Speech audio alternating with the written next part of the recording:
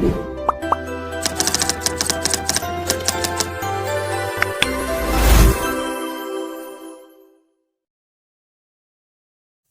Students, welcome to learn easy maths and arts classes. आज इस video में मैं आपको compound interest using formula exercise number 3A के रिमेनिंग क्वेश्चंस कराऊंगा। In the previous video I explained you up to question number 10। अगर आपने वो वीडियो नहीं देखी है तो लिंक आपको डिस्क्रिप्शन बॉक्स में मिल जाएगा। So today we will start from question number 11। Question 11 क्या है? एट व्हाट रेट परसेंट, क्या बोला इन्होंने? Eight what rate. What rate मतलब आपको फाइंड करने के लिए कहा गया है कि आपको बताना है रेट परसेंट कितना है। At what rate percent compound interest does a sum of money become 1.44 times of itself. क्या बोला इन्होंने? जो सम ऑफ मनी है वो बन जाएगी 1.44 times of itself. Sum of money किसे कहते हैं? सम ऑफ मनी बोलते हैं प्रिंसिपल को। ठीक है, तो हमें यहाँ प्रिंसिपल तो दिया नहीं है। सबसे पहला वर्ग ये है कि आपको मान लेना है कि प्रिंसिपल जो है वो x या फिर 100 भी मान सकते हो आप। लेट से द प्रिंसिपल इज x। तो जो मनी उधार ली गई थी वो कितनी थी? x rupees. यहाँ पर रुपीज़ लगा लेते हैं। ठीक है, अब ये जो x रुपीज़ है ये बन जाएंगे 1.44 टाइम्स ऑफ इटसेल्फ। इटसेल्फ मतलब खुद के, खुद का मतलब जो x था वो x क्या हो जाएगा? खुद का 1.44 टाइम्स। टाइम्स का मतलब क्या होता है? मल्टीप्लाई। तो ये जो वैल्यू है ना बिकम के बाद जो दिया है, बिकम वाली क्या होती है? अमाउंट। क्यों है ये अमाउंट? क्योंकि जो पैसे हम उधार लेते हैं वो प्रिंसिपल होता है और उसमें ब्याज लग जाती है, इंटरेस्ट लग जाती है। तो 2 साल बाद जो पैसे बनते हैं ना, उधार तो आपने सपोज करो 100 रुपये लिए, आपने किसी पर्सन से 100 रुपये उधार लिए हैं तो वो प्रिंसिपल है। ठीक है, आफ्टर 2 ईयर्स आपको 100 की जगह ज़्यादा रुपीज़ देने पड़ेंगे क्योंकि उसमें ब्याज देनी पड़ती है, एक्स्ट्रा मनी देनी पड़ती है। ठीक है ना, तो आफ्टर 2 ईयर वो जो 100 रुपये हैं वो बन जाएंगे 300 रुपये। तो वो 300 जो है ना वो प्रिंसिपल नहीं होगा, वो क्या होगा? वो अमाउंट होगा। तो जो 2 साल बाद बनते हैं या 3 साल बाद बनते हैं, जो कुछ टाइम पीरियड के बाद बनते हैं ना, वो वैल्यू क्या होती है? अमाउंट। तो ये बिकम वाली वैल्यू 2 साल बाद बनी थी, इसलिए 1.44 टाइम्स ऑफ इटसेल्फ को क्या लेना है? अमाउंट लेना है। तो हमने लिख दिया अमाउंट जो है वो क्या है? प्रिंसिपल का 1.44 टाइम्स। टाइम्स का मतलब क्या होता है? मल्टीप्लाई। तो आप जब इन्हें मल्टीप्लाई करोगे तो आंसर हो जाएगा 1.44x। x की मल्टीप्लाई से करेंगे तो 1.44x आ जाएगा। ठीक है, और आपको दूसरी चीज़ क्या दी है? ईयर्स दिए हैं। ईयर्स, टाइम क्या दिया है? 2 ईयर्स। टाइम को हम n से डिनोट करते हैं फॉर्मूले में, तो ये याद रखेंगे। टाइम मीन्स n की वैल्यू है ये। ठीक है, अब आपको प्रिंसिपल पता है, अमाउंट पता है और टाइम पता है। इन 3 में से आपने जो फार्मूला याद करा हुआ है वो अमाउंट का फार्मूला याद करा हुआ है। Amount is equal to p bracket 1 plus r upon 100 raise to the power n। ये फार्मूला होता है अमाउंट को फाइंड करने का। और क्वेश्चन में हाफ ईयरली वर्ड कहीं पे भी नहीं दिया है। अगर हाफ ईयरली वर्ड आ जाता है तो फार्मूला थोड़ा सा डिफरेंट होता है। तो क्योंकि यहाँ पर हाफ ईयरली नहीं बोला, ईयरली है ये, तो हमें अमाउंट का फार्मूला ये यूज़ करना है। अब अमाउंट वर्ड के नीचे अमाउंट की वैल्यू लिखेंगे। अमाउंट कितना था? 1.44x, यहाँ निकाला था ना अमाउंट, इक्वल टू पी के नीचे आपको प्रिंसिपल की वैल्यू लिखनी है। प्रिंसिपल आपने मान रखा था कितना? x ब्रैकेट 1 प्लस रेट हमें मालूम नहीं है, क्वेश्चन में पूछा गया है एट व्हाट रेट परसेंट, तो r को r लिखेंगे upon 100 raise to the power n। n means number of years. Number of years कितने थे? 2। अब आपको नेक्स्ट वर्क क्या करना है? सबसे पहला वर्क ये है कि ये जो यहाँ x मल्टीप्लाई में है वो आप लेफ्ट हैंड पे ले आओ तो डिवाइड में आ जाएगा। तो 1.44x multiply x will come in divide है, तो यहाँ पे डिवाइड में x लिख देंगे और इक्वल में 1 plus r upon 100 raise to the power 2। अगला वर्क क्या करना है? ये अगर हम ऊपर से डेसिमल हटाएंगे तो नीचे लगाएंगे 100, क्योंकि डेसिमल के राइट हैंड पे 2 डिजिट्स आ रही हैं इसलिए 100 लगा दिया। x in the numerator and x in the denominator cancel हो जाएगा, तो बचता क्या है? 144 upon 100 equal to 1 plus r upon 100 raise to the power 2। अब अगला वर्क क्या करें आप? ये नंबर आप कट भी कर सकते हो, लेकिन कट करने में हम अपना टाइम क्यों वेस्ट करें, क्योंकि हमें यहाँ जब पता है कि न्यूमरेटर में लिखा हुआ नंबर किसी चीज़ का स्क्वायर होता है और डिनोमिनेटर में भी लिखा हुआ नंबर किसी एक वैल्यू का स्क्वायर है। स्क्वायर ही क्यों कह रहा हूँ मैं, क्योंकि भाई राइट हैंड पर क्या दिख रहा है आपको, पावर 2 दिख रही है, तो लेफ्ट हैंड पे भी आपको पावर 2 ही बनानी है। तो हम क्या करते हैं, 144 को लिख देते हैं कि ये 12 का स्क्वायर होता है, 100 को लिख देते हैं कि ये 10 का स्क्वायर होता है, और राइट हैंड पे भी जो है वो स्क्वायर ही दिया है, 1 + r/100 की पावर 2। अब नेक्स्ट वर्क क्या करना है, दोनों न्यूमरेटर और डिनोमिनेटर के स्क्वायर को as a whole square show कर दो। तो ये हो गया 12/10 का होल स्क्वायर, और यहाँ हो गया 1 + r/100 raise to the power 2।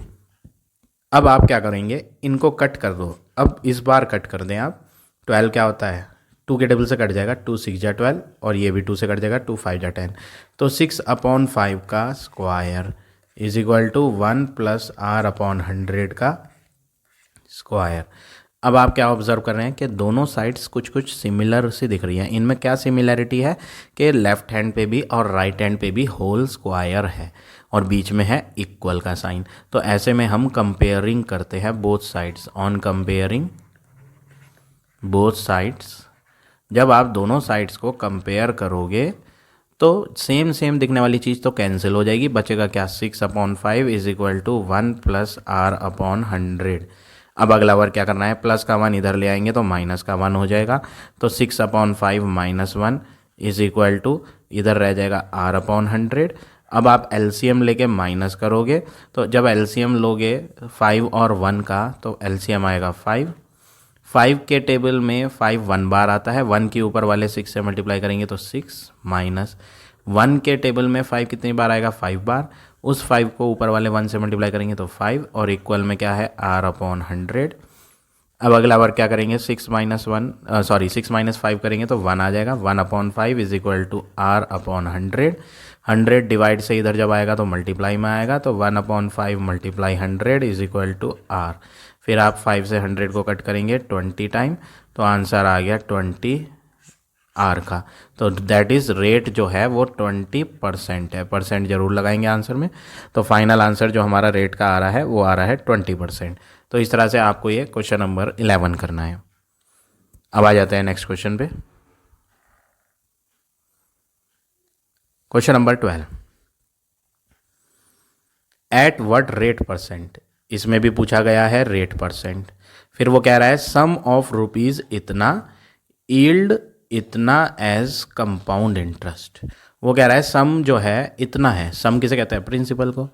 वो कह रहा है प्रिंसिपल तो आप ₹4000 लें, यील्ड का मतलब होता है इस 4000 रुपीज़ से इनकम होती है, कमाई होती है, बनते हैं, इससे क्या बनते हैं, इतने रुपीज़ बन जाते हैं एज ए कंपाउंड इंटरेस्ट।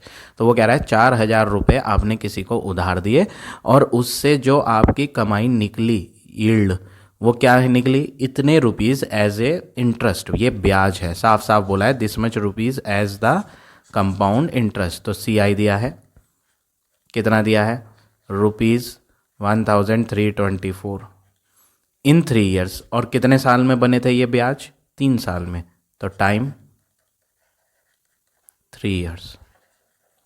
तो आपको ये 3 चीज़ दी हैं, प्रिंसिपल, कंपाउंड इंटरेस्ट और टाइम। कंपाउंड इंटरेस्ट का फॉर्मूला होता है, तो हम वो फार्मूला यूज़ करते हैं, CI is equal to P large bracket small bracket 1 + r/100 raise to the power n - 1। ये फार्मूला याद करना है। और ये फार्मूला कैसे बनता है ये मैंने आपको प्रीवियस वीडियो में सिखाया था, CI का फार्मूला किस तरह से बनाना है। अगर आप डायरेक्ट याद कर सकते हैं तो बहुत बेटर है, ये फार्मूला डायरेक्टली यूज़ करें। CI is equal to P, फिर लार्ज ब्रैकेट, फिर स्मॉल ब्रैकेट, 1 + r/100 की पावर n - 1। ये फार्मूला है।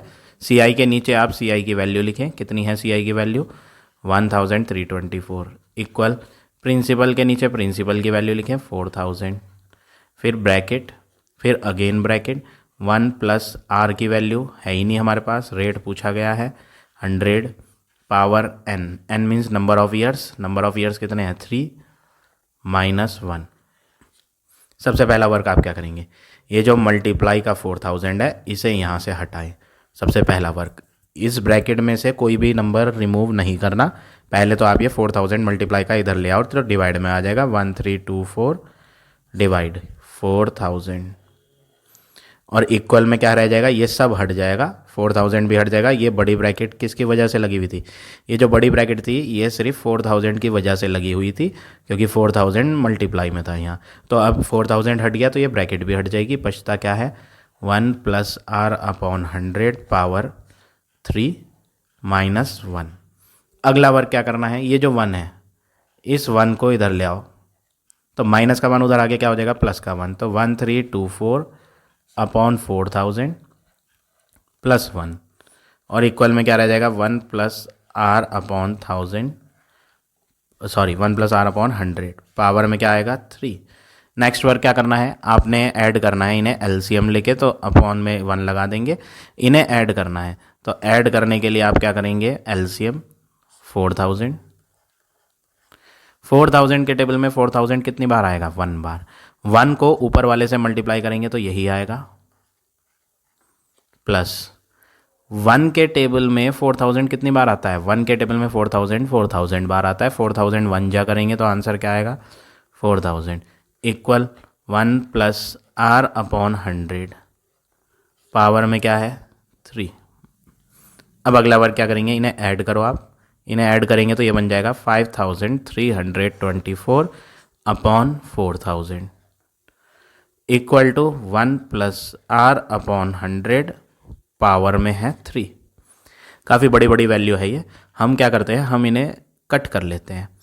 देखो ये 4 के टेबल से कट कर लो, 4 1 जा 4 000, इसे भी 4 के टेबल से कट करो क्योंकि नीचे 4 से करा था, तो ये हो जाएगा 4 1 जा 4 रिमाइंडर 1, 4 3 जा 12 रिमाइंडर 1, 4 3 जा 12 फिर 4 1 जा 4। अब इसे फर्दर कट करने की ज़रूरत नहीं है, कट हो रहा है या नहीं हो रहा सोचने की भी ज़रूरत नहीं। ऐसा इसलिए क्योंकि नीचे आ रहा है 1000 और 1000 जो होता है ना वो 10 का क्यूब होता है। क्यूब क्यों बोला, अभी मैंने 11 क्वेश्चन में तो आपको स्क्वायर बताया था, यहाँ पे मैं क्यूब क्यों कर रहा हूँ, क्योंकि भैया राइट हैंड पे जो पावर लगी हुई है ना वो पिछले वाले क्वेश्चन में तो स्क्वायर था, यहाँ पावर 2 थी, तो इसलिए हमने लेफ्ट हैंड पे भी पावर 2 बनाया था। इस वाले क्वेश्चन में राइट हैंड पे जो पावर आ रही है वो 3 आ रही है, तो इसलिए यहाँ पर भी पावर 3 बनेगी। तो हमें पता है कि 1000 जो होता है ना वो 10 की पावर 3 होता है। अब 1331 का बात करें तो 1331 जो होता है ना 11 का क्यूब होता है। अगर आप 11 × 11 करोगे तो 121 होगा।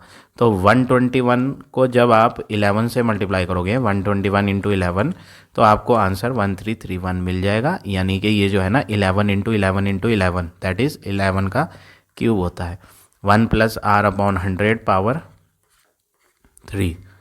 अब दोनों की पावर 3 को हटा के होल पावर 3 बना दो, तो 11/10 की whole power 3 is equal to 1 + r/100 whole power 3।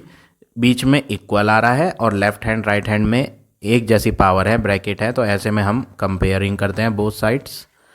On comparing both sides तो 11/10 एज इट इज़ रहेगा इक्वल 1 + r/100। अगला वर्क क्या करेंगे, पावर 3 हट जाएगी तो ये जो पावर 1 ये जो 1 है प्लस में वो इधर आ जाएगा, तो प्लस का 1 इधर आके क्या हो जाएगा माइनस का 1, तो 11/10 ऐसे ही रहेगा -1 और इज इक्वल टू r/100। अगला वर्क आप क्या करेंगे, इन्हें माइनस करोगे, इसके नीचे 1 ले लो, एलसीएम लो, एलसीएम आएगा 10 1 जा 10 होता है, 1 की 11 से करेंगे तो 11 माइनस 1 10 जा 10 10 1 जा 10 इक्वल r/100। 11 और 10 को माइनस करेंगे तो 1/10 इज इक्वल टू r/100। ये 100 डिवाइड से यहाँ मल्टीप्लाई में आएगा तो 1/10 से मल्टीप्लाई होगा 100 और इक्वल में r, कट करके 10 आ गया तो 10% आ गया आंसर किसका, r का। तो क्वेश्चन था व्हाट इज़ द रेट %, तो फाइनल आंसर रेट का कितना है 10%। तो इस तरह से आपको ये क्वेश्चन नंबर 12 करना है। अब आ जाते हैं नेक्स्ट क्वेश्चन पे।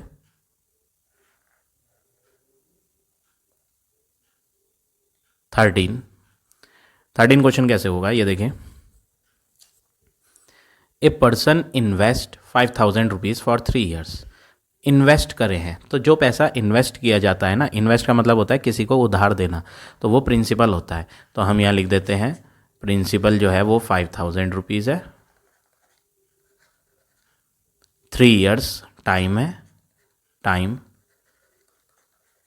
3 years at a certain rate. Certain rate का मतलब रेट नहीं दिया। अब आगे क्या बोला है, at the end of 2 years this sum amount to इतना। ये जो पैसे हैं ना 2 साल के अंत में इतना हो जाता है अमाउंट। तो ये अमाउंट दिया है तो हम पहले लिखते हैं क्या दिया है, अमाउंट कितने साल का। क्वेश्चन में टाइम स्टार्टिंग में तो 3 ईयर्स बोला था, लेकिन अमाउंट जो दिया है ना वो 2 ईयर का दिया है, तो हम भी लिखेंगे अमाउंट इन 2 ईयर्स कितना 6272। अब अमाउंट इन 2 ईयर का फॉर्मूला लगाओगे आप। अमाउंट इन 2 ईयर, अमाउंट का तो फॉर्मूला एक ही होता है, क्या, amount is equal to P bracket 1 plus R upon 100 raise to the power n, ये होता है अमाउंट का फॉर्मूला। इक्वल में आंसर है ही 6272, तो हमने अमाउंट के नीचे अमाउंट का फॉर्मूला लगा दिया। अब p क्या है, p तो 5000 है, ब्रैकेट 1 प्लस रेट की बात करें, रेट है ही नहीं हमारे पास, क्वेश्चन में फाइंड करने को कहा है कैलकुलेट द रेट, तो रेट नहीं था। पावर n की बात करें, नंबर ऑफ ईयर्स 3 नहीं लेने, क्योंकि ये जो हमने अमाउंट की वैल्यू यूज़ करी ना, ये अमाउंट की वैल्यू 2 ईयर्स की है, तो पावर क्या लगेगी 2 लगेगी 6272।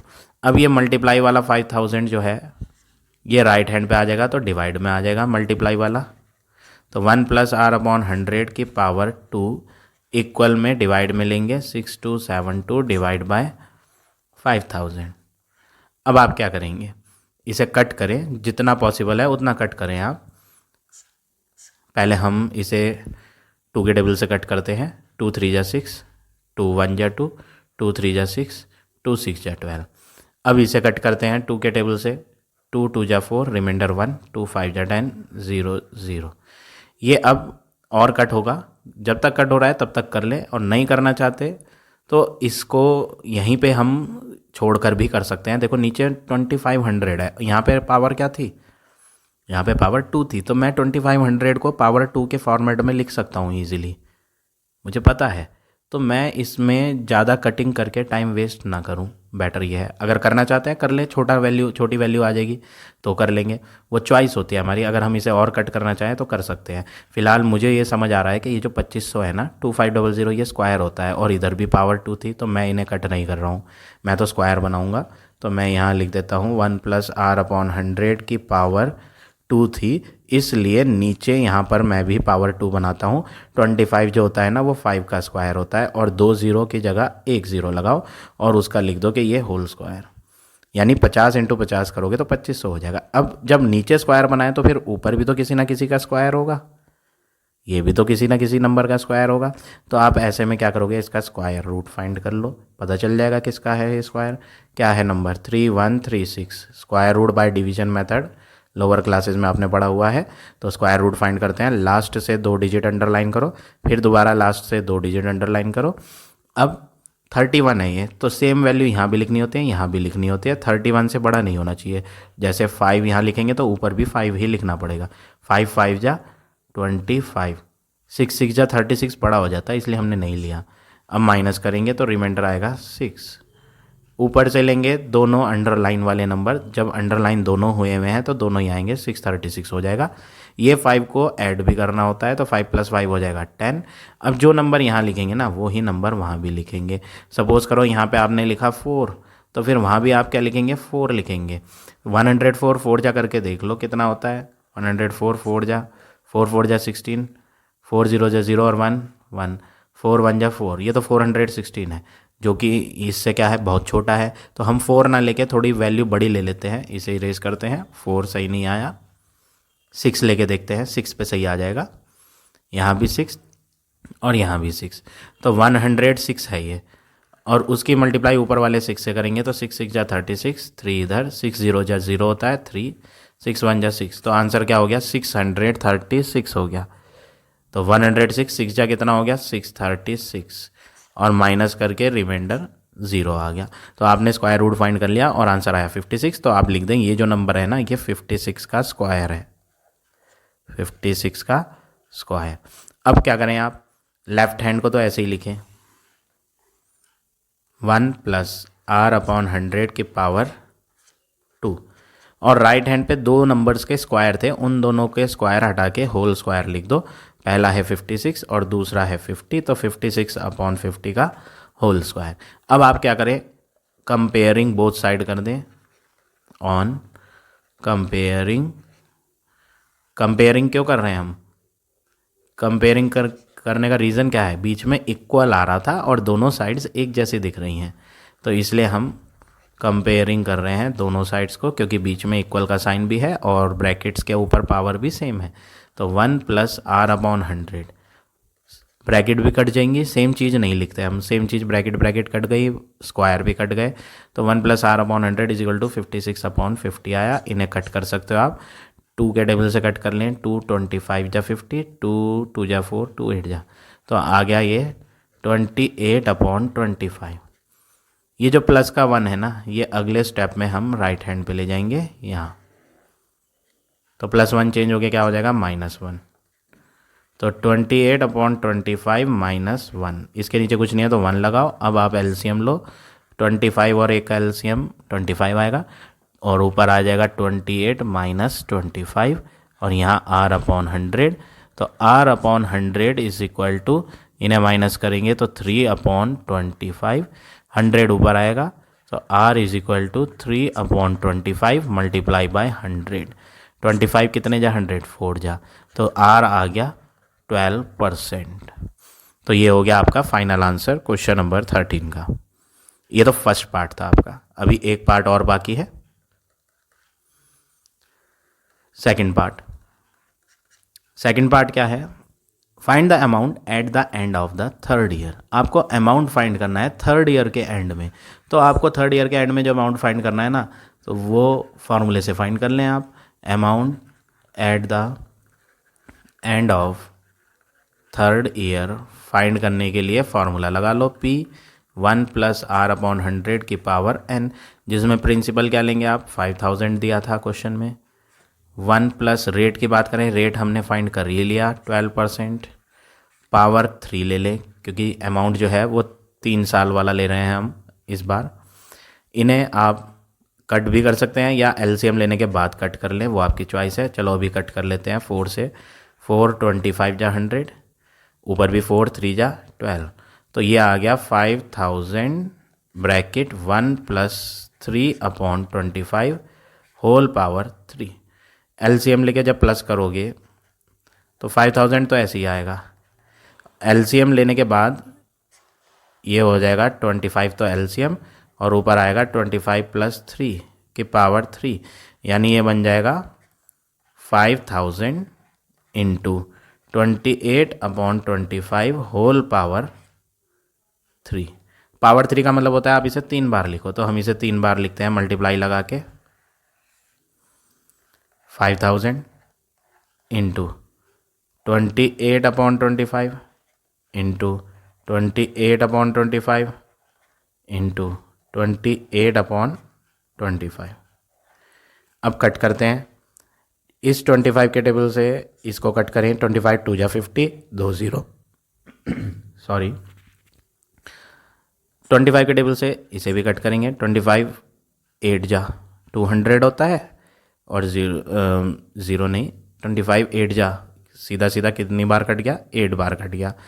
अब जो है न्यूमरेटर को हम मल्टीप्लाई करेंगे, न्यूमरेटर में क्या क्या है, 8 है, 28 है 3 टाइम्स, 28 × 28 × 28, और साथ में 8 की भी करेंगे, तो आंसर मल्टीप्लाई करके आएगा 175,616, और अपॉन में बच रहा है क्या, 25। अब आपको इसे रफ में डिवाइड करना है दोनों को, तो जब आप दोनों को रफ में डिवाइड करोगे, 25 से इसको डिवाइड करोगे तो आंसर आएगा 7024.64 रुपीज़।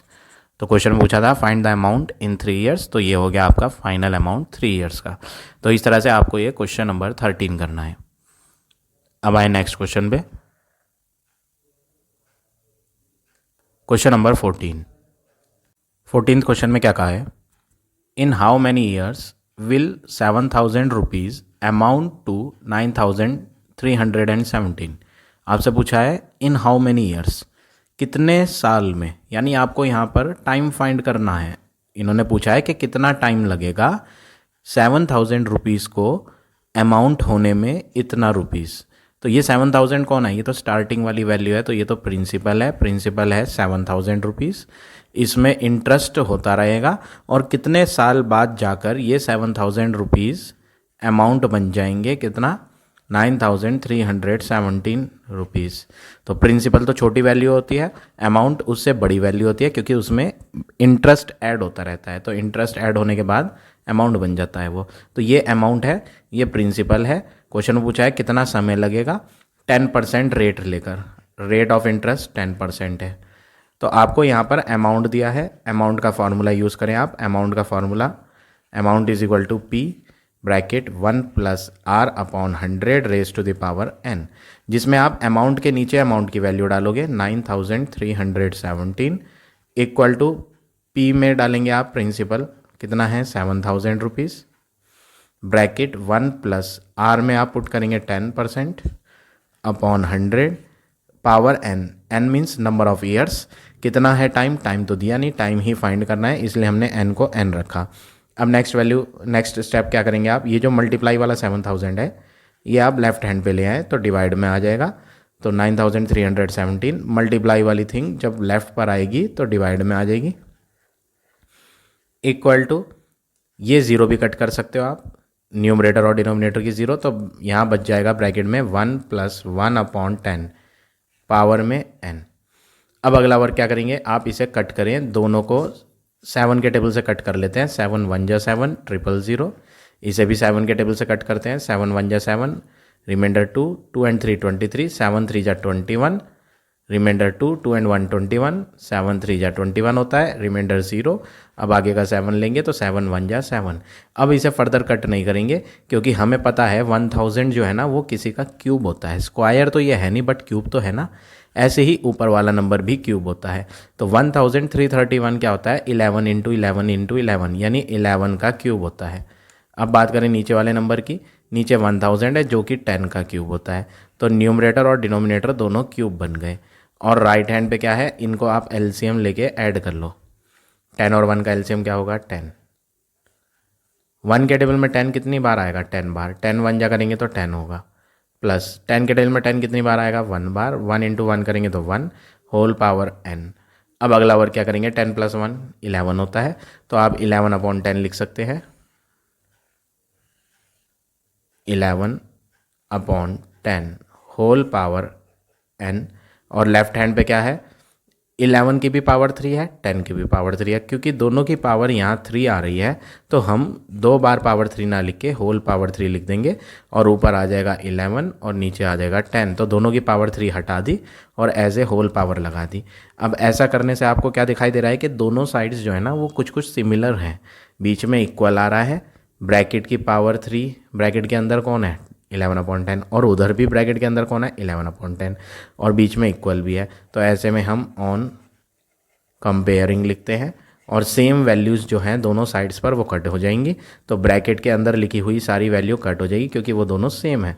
तो बचता क्या है, पावर इक्वल हो जाएंगी, 3 इज़ इक्वल टू, इधर की पावर क्या है n, यानी नंबर ऑफ ईयर्स क्या आ गए 3, तो टाइम कितना आ गया 3 ईयर्स। तो इन्होंने पूछा था कितना समय लगेगा, तो फाइनल आंसर जो 14th का है वो आपका है 3 ईयर्स। तो इस तरह से आपको ये क्वेश्चन नंबर 14 करना है। अब आ जाते हैं नेक्स्ट क्वेश्चन पे।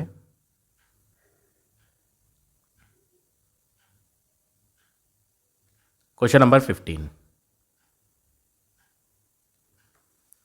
Find the time in years. यहाँ पर भी आपको क्या बोला है कि आपको टाइम फाइंड करना है ईयर्स में, in which 4,000 rupees will produce this much rupees as compound interest. इन्होंने क्या बोला है, कितने समय में कितने साल लगेंगे जो 4,000 रुपीज़ है वो आपको प्रोड्यूस करके देंगे, बना कर देंगे। क्या बना कर देंगे, इतने rupees as a compound interest. ये वैल्यू आप नोटिस करोगे, ये जो 630.50 है, ये जो वैल्यू दी है ये छोटी वैल्यू है और 4,000 बड़ी वैल्यू है। 4,000 रुपीज़ कौन है, 4,000 रुपीज़ तो प्रिंसिपल है जिसकी हेल्प से ये वाली मनी प्रोड्यूस हो रही है। ये कौन है, ये तो प्रिंसिपल है जो किसी को उधार दिया जाता है, ठीक है ना। और इसकी हेल्प से ये इंटरेस्ट बन रहा है, कंपाउंड इंटरेस्ट साफ साफ बोला है क्वेश्चन में, this 4000 rupees will give this much rupees as the compound interest. तो ये कौन है, ये साफ साफ लिखा है this much is compound interest, तो ये है सी आई का आंसर। अब आपको रेट भी दिया है आगे अगली स्टेप में, रेट 5%। यहाँ पर 3 चीज़ दी हैं, टाइम तो फाइंड करना है, प्रिंसिपल, कंपाउंड इंटरेस्ट और रेट। इन 3 में से आपको कंपाउंड इंटरेस्ट का फार्मूला मालूम है। सी आई का फार्मूला क्या होता है, C I is equal to P large bracket small bracket 1 plus R upon 100 raise to the power n minus 1। This is the formula to calculate compound interest. But C I का answer हमें मालूम है, तो हम इसके नीचे लिख देते हैं 630.50 रुपीज़ इक्वल, प्रिंसिपल भी मालूम है 4000 ब्रैकेट 1 प्लस रेट भी पता है 5 अपॉन 100 पावर n माइनस 1। इस 4000 की वजह से ये एक ब्रैकेट लगी हुई है, ये ब्रैकेट किसकी वजह से है, 4000 की वजह से। 4000 यहाँ क्या हो रहा है, मल्टीप्लाई, तो मल्टीप्लाई वाला 4000 जब आप उधर लाओगे तो डिवाइड में आ जाएगा, 630.50 डिवाइड 4000 और इक्वल में 4000 तो हट चुका है, ब्रैकेट भी हट जाएगी, तो बचता क्या है 1 प्लस, इनको आप कट कर लो, 5 1 जा 5, 5 2 जा 10 और एक 0, तो 1 plus 1 upon 20 power n minus 1 भी बच रहा है। तो ये जो बची हुई थिंग्स थी वो हमने यहाँ लिख दी है और 4000 को डिवाइड में ले गए हैं। अब अगला वर्क क्या करना है, पॉइंट हटा के आप नीचे 2 zeros लगा लोगे, क्योंकि पॉइंट के राइट हैंड पे 2 डिजिट्स थी, इसलिए हमने नीचे 2 0 लगाई। लास्ट की 0 न्यूमरेटर डिनोमिनेटर की कट जाएगी, आप इन्हें भी कट करोगे, 5 के टेबल से कट कर लेते हैं, 5 8 जा 40 और आगे कितनी 0 हैं 3, तो 8000 आ जाएगा। डिनोमिनेटर में तो आ गया आपका 8000, ये इरेज करके सही से लिख लेते हैं।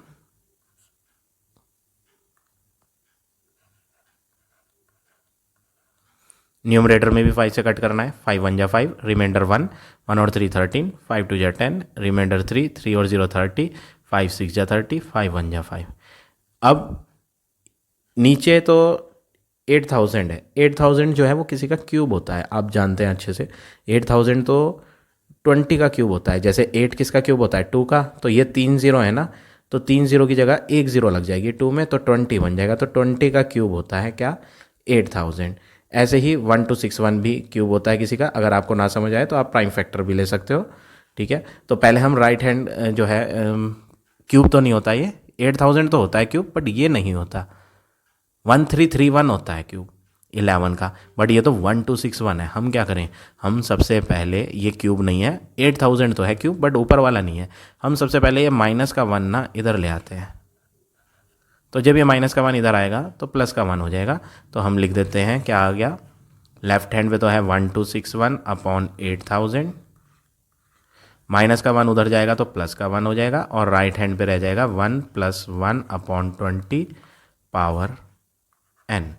आप एलसीएम लेके इन्हें ऐड करोगे, 8000 और 1 का एलसीएम क्या होगा 8000, 8000 1 जा 8000, 1 की 1261 से करेंगे तो यही आएगा, 1 के टेबल में 8000, 8000 बार आएगा, 8000 1 जा करोगे तो क्या होगा 8000 इक्वल टू, इनको आप एलसीएम लेके ऐड करोगे यहाँ, तो 1 और 20 का एलसीएम तो हो जाएगा 20, 1 के टेबल में 20, 20 टाइम 20 1 जा करेंगे तो 20, 20 कितने जा 20 होता है 1 जा, 1 इंटू 1 करेंगे तो 1 और पावर n। तो इधर आप देखेंगे तो ये तो हो गया ऐड करके 21 अपॉन 20 होल पावर n, इनको भी ऐड करोगे तो ये हो जाएगा 9261 अपॉन 8000। अब जैसा आपको यहाँ राइट हैंड पे दिख रहा है ना, देखो राइट हैंड पे क्या है 21 अपॉन 20 है, वैसा ही यहाँ भी बनाना है आपने।